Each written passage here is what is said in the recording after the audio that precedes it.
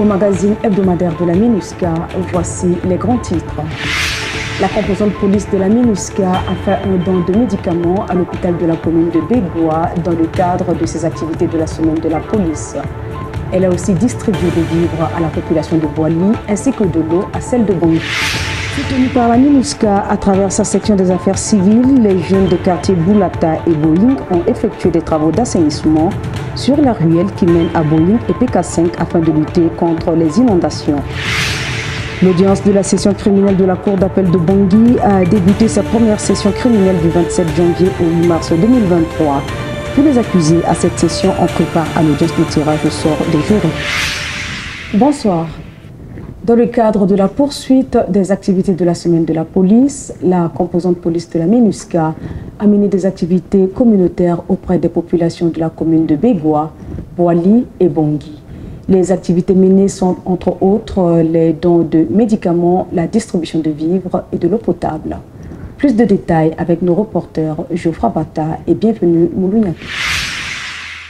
Dans le cadre de la semaine de la police qui a débuté du 16 au 22 janvier 2023, la composante police de la MINUSCA a fait un don de médicaments le jeudi 19 janvier 2023 à l'hôpital de la commune de Bégoua, une commune qui compte environ 210 000 habitants. La dite cérémonie a vu la présence du personnel soignant de l'hôpital, du maire de la commune de Bégoua, Emmanuel Gazanguinza, du chef adjoint de la composante police de la MINUSCA, le commissaire Abi Garba et du médecin-chef du district de l'hôpital, Dr Bilal Bakeïta. Nous sommes vraiment très ravis de ce geste tant symbolique que la MINUSCA vient de le faire à notre égard, et nous l'avons dit devant l'autorité de la commune de Bégoua que ce médicament sera utilisé à bon escient. Nous allons faire vraiment un bon usage. Ce don de médicaments au bénéfice des populations les plus démunies provient des casques bleus de la MINUSCA, des unités constituées de police du Cameroun, du Congo et de l'Indonésie.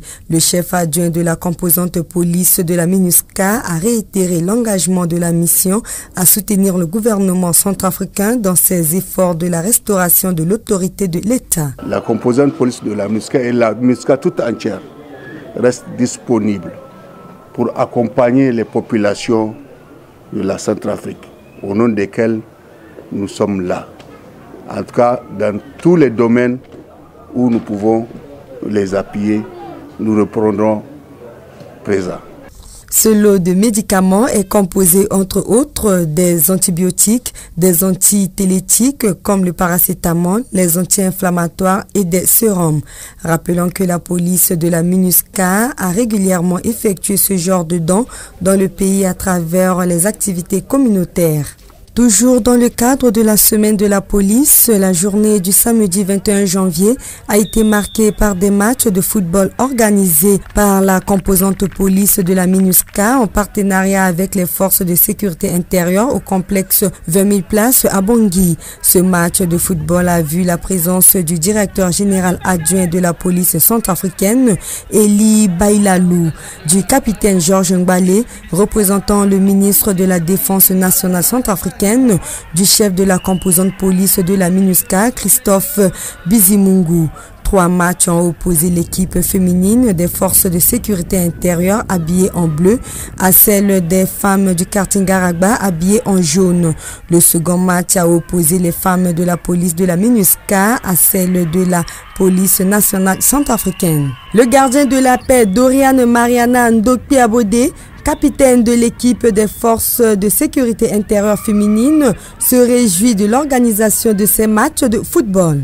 Ouais, ce que j'ai apprécié par rapport au match que nous avons joué, on a gagné le match, on a joué 2 matchs entre notre soeurs qui sont du quartier et ceux de MINUSCA. Les 2 matchs on a gagné, ça me fait un grand plaisir pour ça. L'organisation de ce match de football a pour but de créer un climat de confiance entre les forces de sécurité intérieure, la composante police de la MINUSCA et la population et de consolider les liens de collaboration. La victoire en est partie dans l'autre équipe, donc on salue leur victoire et on leur représente notre félicitation. On est très contents d'eux, vraiment. Et on dit que prochainement, on va remporter la victoire. Le chef de la composante police de la MINUSCA, accompagné du directeur général adjoint de la police, ont remis des trophées et des enveloppes d'encouragement aux équipes.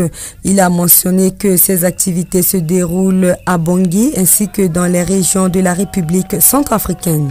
Le but, c'était la communion, la cohésion, le fait de se retrouver ensemble. Alors, c'est vraiment une grande fête pour nous. Que ce soit chez les filles, chez les garçons. Il y en a qui ont marqué 2-0, qui ont encaissé 2-0, mais pour nous tous, c'est la grande victoire. Les activités de la semaine de la police ont pris fin par la distribution des vivres dans la ville de Boali le samedi 21 janvier, suivi des activités de nettoyage le dimanche 22 janvier 2023.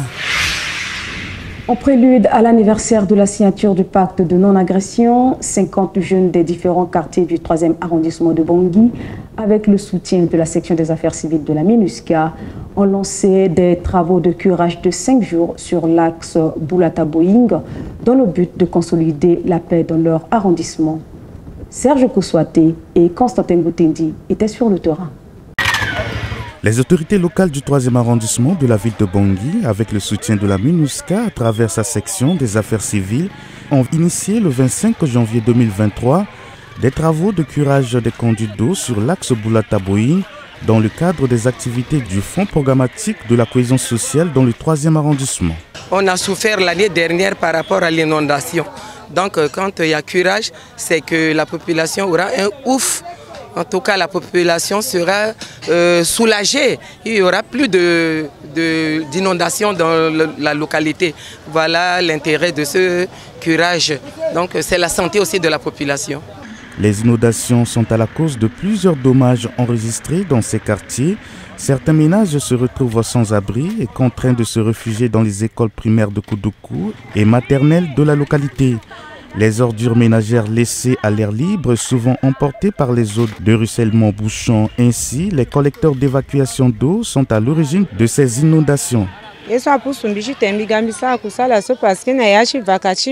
Je me suis engagée à faire ces travaux de curage parce que dans mon quartier, nous éprouvons de sérieuses difficultés lorsqu'il pleut. Les collecteurs et les canaux d'évacuation d'eau sont débordés. La voie devient inaccessible. Les maisons s'écroulent et nous souffrons par la suite. Je suis membre de l'association de la jeunesse de Fulbe, ce qui m'a amené à vite réagir lorsqu'il s'agit d'activités de ce genre. C'est pourquoi j'ai accepté de travailler avec les autres pour curer les canaux bouchés afin de faciliter l'écoulement des eaux et aussi de protéger les habitants contre les maladies. Cette activité s'inscrit dans le cadre de la consolidation de la paix. Elle est organisée en prélude à l'anniversaire de la signature du pacte de non-agression. Elle vise à promouvoir la paix, la cohésion sociale et le vivre ensemble entre les communautés. En attendant que nous puissions préparer les activités de commémoration de ces différents accords de paix qui ont été signés dans le 3e arrondissement d'ici mi-février, il fallait que nous puissions rappeler ces jeunes à travers cette activité qui sont en train de faire de petits cash work. Chacun va avoir 2500 en plus de ces équipements et continuer de renforcer leur cohésion sociale, continuer de renforcer les symbioses en travaillant pour leur propre communauté. À titre de rappel, les crises de 2014-2016 en République centrafricaine ont violemment affecté ces deux quartiers en conduisant ainsi à la fermeture de la voie qui relie PK5 Boulata à Boing et Boing à Boulata PK5. Cette ruelle a été ouverte grâce au pacte de non-agression signé le 11 février 2016 qui a favorisé la libre circulation des personnes et des biens. Durant 5 jours, les travaux d'assainissement de cette ruelle ont mobilisé 50 jeunes. Le ministère de la Justice, de la Promotion des droits humains et de la bonne gouvernance garde des Sceaux, avec le soutien de la section des affaires pénitentiaires de la MINUSCA, a ouvert sa première session criminelle de la Cour d'appel. Pour cette session, 14 dossiers de violences sexuelles sont inscrits au rôle.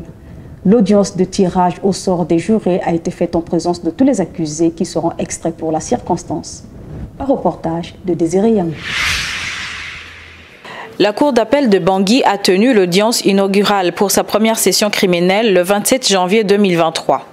Cette session criminelle d'un mois permettra de juger 55 présumés, dont une femme co-auteure et complice de graves violations des droits de l'homme. 28 affaires sont inscrites au rôle, dont 14 affaires de violences sexuelles et 2 affaires de meurtre. Était présent à cette audience inaugurale le procureur général près la cour d'appel de Bangui, Jacques Ouattara, le premier juge Marcel Kouy, le deuxième juge Laurent Legandi et le président de la cour d'appel de Bangui, Thierry Joachim Pessiré.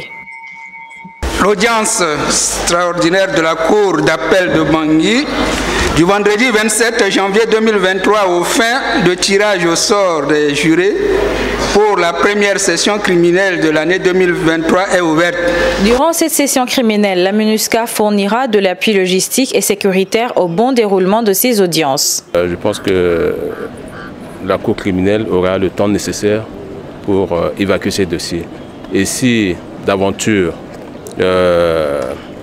il se pose un problème de temps, on peut toutefois solliciter une prolongation. Là, ce sont beaucoup plus des avocats expérimentés et ils auront le temps nécessaire pour étudier les dossiers et défendre leurs clients dans les conditions requises. Cette session criminelle s'inscrit dans le cadre de la lutte contre les violations des droits de l'homme en République centrafricaine.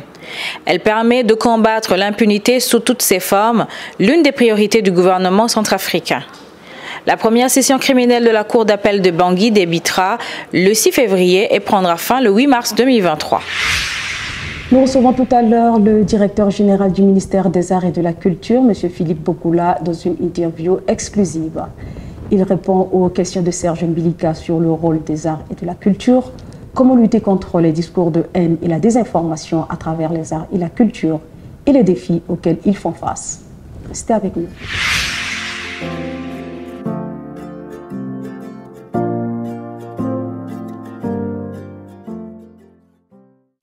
Population centrafricaine, le coronavirus est une réalité. Pour empêcher sa propagation, observez et respectez les mesures barrières. Lavez-vous fréquemment les mains avec de l'eau et du savon ou avec une solution hydroalcoolique. Évitez les embrassades et accolades, évitez de vous serrer les mains. Toussez ou éternuez dans le pli de votre coude ou dans un mouchoir jetable. Jetez-le dans la poubelle et lavez-vous immédiatement les mains. Évitez de vous toucher les yeux, le nez ou la bouche. Respectez l'écart d'1 mètre de distance sociale.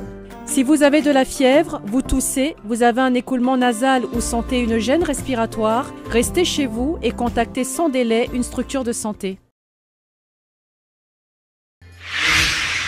Nous sommes de retour et merci d'être restés avec nous. Sans plus tarder, nous rejoignons Serge Mbilika qui s'est entretenu avec Philippe Bokula. Bonjour Monsieur Philippe Bokula. Bonjour. Vous êtes le directeur général au ministère des Arts et de la Culture. Dites-nous quel rôle joue ce ministère? Le ministère en charge des arts et de la culture a pour mission la mise en œuvre de la politique du gouvernement en matière des arts et de la culture. Dans le secteur des arts et de la culture, il y a 4 grands domaines. Il y a l'animation culturelle. Lorsque vous voyez les prestations artistiques, les spectacles dans les lieux publics, dans les salles, les groupes de danse par-ci, par-là, c'est ça qu'on appelle de l'animation. Vous avez aussi le patrimoine culturel. Vous avez la diversité culturelle. La diversité culturelle, vous savez, chaque ethnie a sa culture. Et c'est ça qu'on appelle la diversité. Vous avez également les industries culturelles. C'est-à-dire que ce ministère a pour rôle de faire de sorte que la musique soit une industrie, que le livre soit une industrie.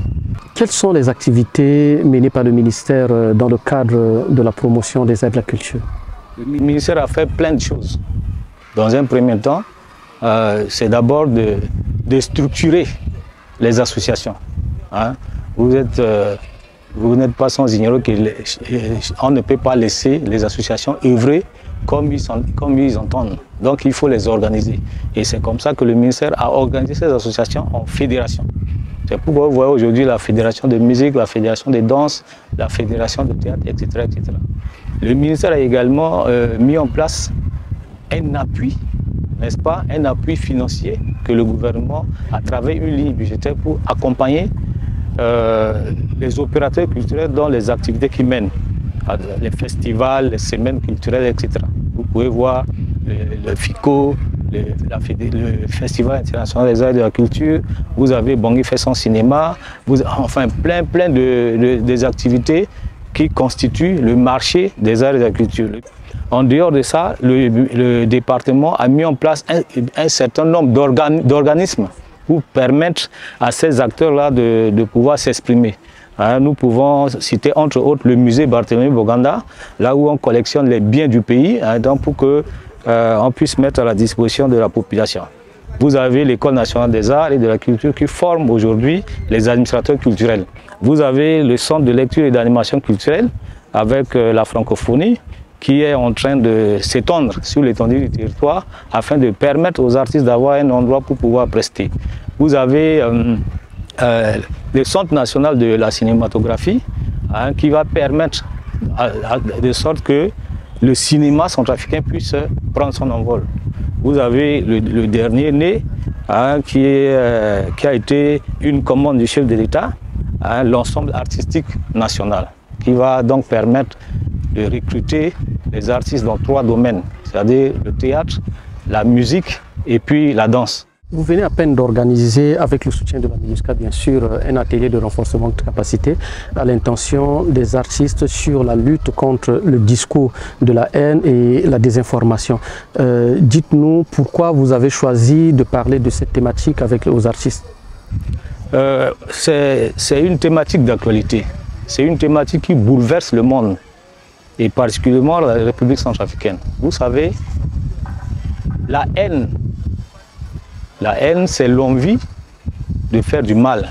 Et la désinformation, c'est lorsque une information est déformée ou bien est tronquée ou induire quelqu'un en erreur. Et donc le discours de la haine et de la désinformation incite à la haine et à des effets impossibles. Ça mine la cohésion sociale, ça prive la paix. Et donc, si on ne fait pas attention, si on n'explique pas cette thématique à la population, on risque d'avoir beaucoup de dégâts collatéraux. Est-ce que vous pensez que le ministère peut lutter efficacement à lutter contre le discours de la haine et la désinformation à travers les arts? L'art, c'est la création. Et les créateurs, ce sont les artistes.